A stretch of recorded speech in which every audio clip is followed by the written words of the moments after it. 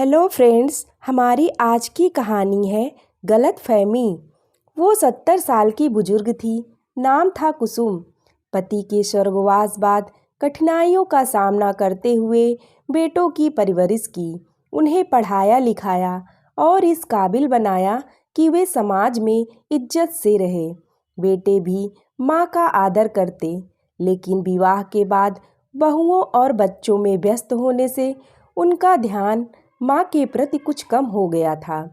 वह महसूस करती रही कि अब बच्चों का जुड़ाव कुछ कम हो गया था, लेकिन वह चुप रहती। कोरोना का भी कहर जारी था। ऐसे में कुसुम को सर्दी जुकाम की शिकायत हो गई तो बेटा उन्हें डॉक्टर के पास ले गया और डॉक्टर ने कोरोना की आशंका जताई और उनका सैंपल लिया गया। घर के सभी सदस्यों ने उनसे दूरी बना ली। उन्हें एहतियात के तौर पर दूर से ही खाना और पानी दिया जाता। यह बात उन्हें बहुत ही दुखी करती थी, लेकिन वह कुछ बोल नहीं पाती थी। उन्होंने सबसे बात करना भी कम कर दिया था। उन्हें लगता था कि सभी उन्हें तिरस्कृत कर रहे हैं। कुछ दिनों बाद उनकी रिपोर्ट आई जो निगेटिव थी। दवाइयाँ लेने के कारण सर्दी जुकाम भी ठीक हो गया था, लेकिन उनके मन में यह बात घर कर गई थी कि अब उनकी कद्र नहीं रही। वे अधिकांश चुप रहने लगी थीं। बेटे और बहुओं ने उनके व्यवहार से समझ लिया था कि उनके मन को ठेस पहुंची है, लेकिन वे क्या कर सकते थे। आज उनका जन्मदिन है, लेकिन किसी ने उन्हें बधाई भी नहीं दी।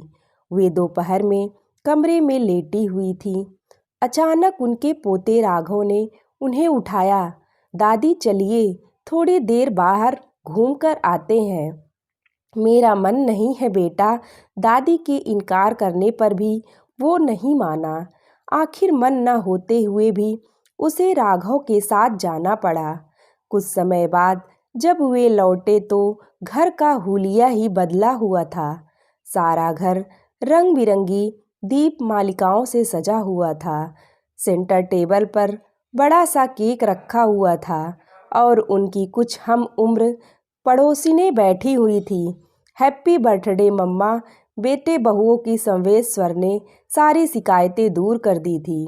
उनके मन पर जमी धूल झड़ गई थी और उनको एहसास हो गया था कि बच्चे अभी उनकी परवाह करते हैं। और बच्चों ने भी उन्हें समझाया कि कोरोना बीमारी ही ऐसी है कि हम इससे अत्यधिक सावधान रहना है। केक काटते हुए उनकी आंखों में खुशी के आंसू थे। आज उसे अपनी अहमियत का एहसास हो गया था। बेटे बहुएं उनके करीब थे, किंतु वह स्वयं ही उनसे दूर होती जा रही थी। माँ, हम सबका वजूद आपसे ही है, कहते हुए सभी माँ के गले लग गए। सारी गलतफहमी दूर हो गई थी और अब वह पूरी तरह तनाव मुक्त हो गई थी। फ्रेंड्स, अगर आपको हमारी कहानी पसंद आई हो तो हमारे चैनल को लाइक एंड सब्सक्राइब ज़रूर करिएगा।